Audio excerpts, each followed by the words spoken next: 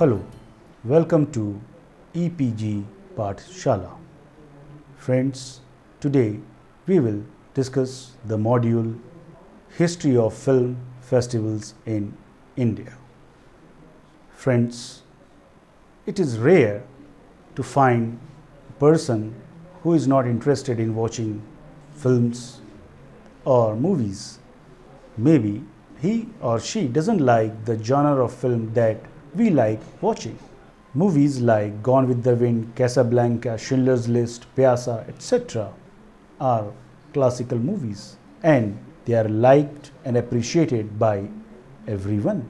But can we think of a platform that provides us an opportunity to watch movies, to meet with filmmakers, to discuss the socio-cultural aspect of movies? Can you think of such a platform?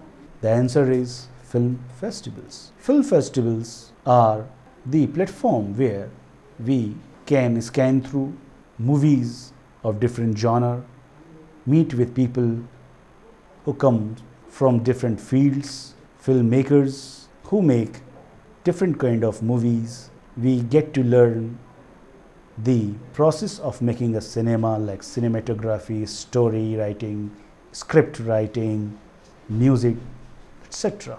Friends, we will discuss in the chapters to come the history of development of film festivals in India. Let us go through it. Venice Film Festival. Europe is said to be the birthplace of film festival phenomena. Geopolitical situation of Europe during the 30s of the 20th century was the motivation behind the development of film festivals. Soon its reach was going to be throughout the globe. But the Hollywood, that is film industry of United States, has always been a major influence in the historical development of film festivals. The first film festival was organized on New Year's Day 1898 in Monaco. Other festivals followed in Torino, Milan and Palermo, Hamburg and Prague. The first prize-winning festival was an Italian movie contest in 1907 organized by Lumiere Brothers. However, the first film festival to be organized on a regular basis biannually till 1935 was at Venice on 6th of August 1932. It was known as Mostra Internazionale di Arte Cinematografica delle Biennale di Venezia in Italian. Festival was held at Hotel Excelsior with more than 25,000 audiences. With no prize awarded, an audience poll recognized Nicolas Eck as the best director and Give Us Liberty was recognized as the best film of the year. The year 1932 was the beginning of a phenomena that would develop into a successful network of international film festivals. The year also defines the end of the transition period from silent to sound film. The initiative to organize film festival was praised by the international film community. Louis Lumiere willingly accepted a position in the Committee of Honor in the festival, but soon the festival got entangled in fascist politics. The Italian dictator Mussolini thought that film festival could help him propagate his ideas of fascism across the globe in a legitimate manner. First film festival didn't have an apparent influence of fascism. It was in 1936 when Goebbels attended the festival as a guest of honor that film festival could feel the heat of fascist party. Now, to prove the loyalty towards Hitler and Mussolini, all the awards and honors in the festivals were conferred to the films made by either the Nazis or fascist party members. Even the much admired first feature animation from the United States, Snow White and Seven Dwarfs, received only a consolidation prize in the film festival at Venice in 1938. This partiality and discrimination led the French, British and American filmmakers organize a counter film festival in Cannes. Cannes Film Festival. On June 24, 1939, the establishment of the first film festival at Cannes, to be held between September 1st and 20th at the Municipal Casino, was announced in Paris. However, due to the outbreak of World War II, the festival was cancelled. The first film festival in Cannes took place in 1946 from 20th September to 5th October at the Municipal Casino. 19 countries were invited to participate in the event. American movies which due to war were prevented from getting a European release were shown in the festival. There were grand parties and gala events organized behind showcase of films. In contrast to present times, competitive spirit in the film festival between filmmakers was missing. Every participant received some kind of award in the festival. Until this period, film festivals were purely an European phenomenon. Many countries tried to follow the examples of Cannes and Venice and decided to organize film festivals in their countries. Festivals were organized in Locarno, Karlovy Vary, Edinburgh, Brussels, Berlin, and Oberhausen. Like the first film festival in Venice, all these festivals had agenda of their own. After the Second World War, American motion picture industry was getting stronger and stronger. After 1971, festival programs in Cannes were open to world cinema. Nationalist biases and channels of diplomacy were no longer barriers in inviting other nations to the festival. From third world countries, eminent filmmakers like Satyajit Ray, Yusuf Shahine had participated in Cannes. Their exposure in festival increased considerably after 1972. Berlin International Film Festival. After the end of the Second World War, a need was felt in Germany to revive its rich cinema tradition. In order to regain international cultural prestige, International Film Festival was organized in Berlin. The festival is popularly known as Berlinale. The reason to organize such festival was not economic but a geopolitical one. The first festival took place from 6th to 18th June 1951. The festival had more influence of American movies. Movies from communist countries were prohibited to be shown in the festival. Every invited country couldn't show more than 2 movies, while the United States and England were allowed to showcase their 3 movies in the festival. The Olympics of Films. The International Organization of National Producer Associations, the FIAPF, Fédération Internationale des Producteurs des Films, were unhappy with the organized development of film festivals in Europe. In 1951, it formulated a plan to replace the increasing number of regional and national film festivals under one global context called Olympic of Films. But Venice and Cannes film fraternity opposed such concept as it would jeopardize their cultural and economic benefits from their respective festivals. They proposed a plan of introducing hierarchy.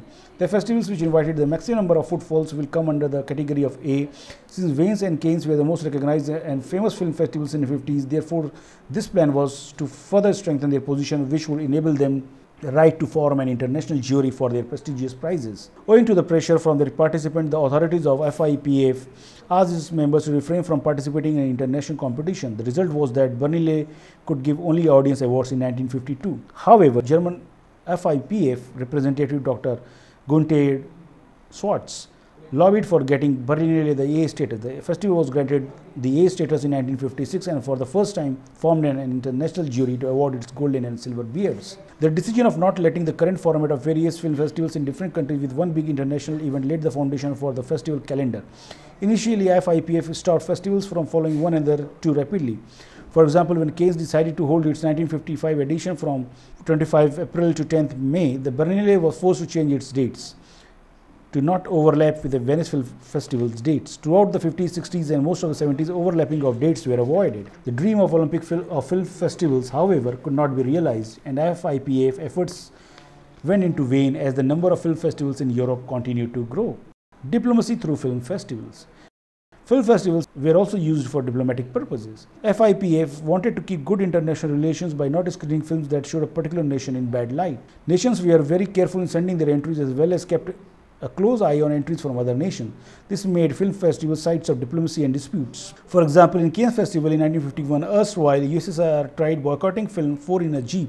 In 1953, United States was against the screening of film from Japan, The Children of Hiroshima. However, both protests didn't succeed in their effort. In 1956, diplomatic disputes reached a new level when the film festival in Cannes denied the entry of film Himmel ohne Sternen, and the German authorities, in its turn, blocked the entry of Alien Reichenau's Auschwitz documentary Nuit et Brûlade. Festivals were also organized to propagate one's nation's ideas or visions. It was more of a PR strategy, and Cannes was the center of such PR activities.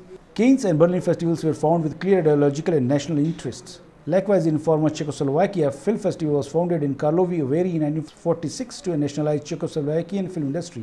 In 1948, when communists came to the power in Czechoslovakia, the ideological and political focus of the event changed to propagate the communist ideology until 1989, when the country went through a regime change. To make sure that any one of the movies from the participant communist country in the festival doesn't go empty-handed, they were placated with an award. In 1959, an international film festival was established in Moscow. The Soviet dominance at once came into play as the festivals at once was able to get an A status by FIPF, North American dominance. Film festivals confer artistic merits on films. This makes the film festivals competitive as there are juries who bestow prizes to films that excel in artistic quality. Amongst them were the Columbus International Film and Video Festival, which was first held in 1953. The San Francisco Film Festival was founded in 1958. The most important new film festival in the 60s was the New York Film Festival, founded in 1963 at Lincoln Center. The highlights of the festival were art films, avant-garde films, and documentaries. Unlike Cannes and Berlin festivals, the New York Film Festival showcased a small number of films, about 24 feature films. The unique thing of the festival was that it refused to give a prize to anyone.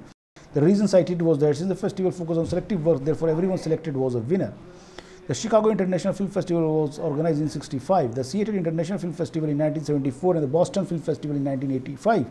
Commercial films in the United States began near the end of the 19th century. By the end of the 50s, nearly 22,000 films had been released in the United States, but no competitive festivals had yet been organized. Festivals emerged as an effort to celebrate the artistic potential of a film in a public manner. Film festivals imparted prestige and exposure to many foreign and independent films, whose popularity had increased amongst educated audiences. The 70s were the decade of major film festivals. The first was the debut of Toronto International Film Festival in 1976. It was called Festivals of Festivals to impress Canadian audience. The organizers of the festivals had decided to import major attractions from their festivals. However, the first year didn't go too well as a major controversy overshadowed the event. Many Hollywood studios withdrew their entry, alleging that Canadian audiences' approach was too narrow to analyze the film. But in years to come, Toronto Film Festival became one of the most prestigious films across the globe. The festival had domestic productions as well as international ones. Ironically, maximum number of Hollywood movies were shown in this film, unlike any other festival in the world. Canada also organizes two more festivals, the Montreal Film Festival and the Vancouver International Film Festival. Another main film festival to be organized in the 70s was the United States Film Festival in Salt Lake City in 1978. In 1989, it was renamed as the Sundance Film Festival as it is very popular in media fraternity. Tussle between European cinemas and Hollywood. The nationalist agenda was not the sole purpose of European cinemas in organizing so many international film festivals, but they were also wary about the American domination of the global film market, hence wanted to protect their film industries and culture. The funny part was that on one side, European film industry was countering the effect of Hollywood on their film, while on the other side, they were copying advanced techniques used in filmmaking of Hollywood. The Berlinale was glamorized by the presence of many American film stars like Gary Cooper, Bob Hope, and Patricia in the 50s. In 1958, Walt Disney received the famous porcelain bear at Berlinale. Till the 1980s, the relationship between European cinemas and Hollywood was a cold one. Critics and film festivals. Despite a surge in the establishment of many film festivals between the 50s and 60s, film critics were not happy with the attention given to the economics and glamour in festivals rather than on art and creativity of films. Truffaut criticized the domination of commercial and political interest in film festivals so much that he was banned in Cannes Film Festival of 1958. However, he returned with the Venetians next year by winning the Palme d'Or for Les Quatre Cents Coups. Film festivals originated in Europe as screening for national cinemas and grew into the influential film festival circuit. India's first international film festival. India held its first ever film festival in 1952. Organized by Film Division of the Government of India, the event was held in 4 cities: Mumbai, Chennai, Delhi, and Kolkata. It ran over 6 weeks. The festival had delegates from 23 countries like China, Italy, Egypt, and the States. Around 40 films were screened and 100 shots were shown. Then Prime Minister Pandit Jawaharlal Nehru couldn't inaugurate the festival, which began in Mumbai. In his place, the then Minister of Information and Broadcasting, Mr. R.R. Divakara, inaugurated the function. The film festival moved to Chennai from 7th February. The death of King George on 6th February led to some English films being called off. Now, let's sum up. Friends, on going through the whole module, we have seen that film festivals have traversed a journey full of pitfalls, hurdles, barriers, politics, cultural differences, economy, and other factors have dominated the organization of film festivals throughout the globe. We have seen that in 1932, when the first International Film Festival organized in Venice, it was marred by the fascist politics and was used for propaganda, cultural authority, and radical ideology. We have seen that FIPF also was indulged in making film as not as a source of entertainment and education, but as a source of promoting and propagating cultural hegemony. But with the tremendous advancement of techniques entry of computers and new modes of communication technology into the film industry, we have seen that now the organization of film festivals are more competitive, more democratic, and gives us a positive sign for the future. Thank you.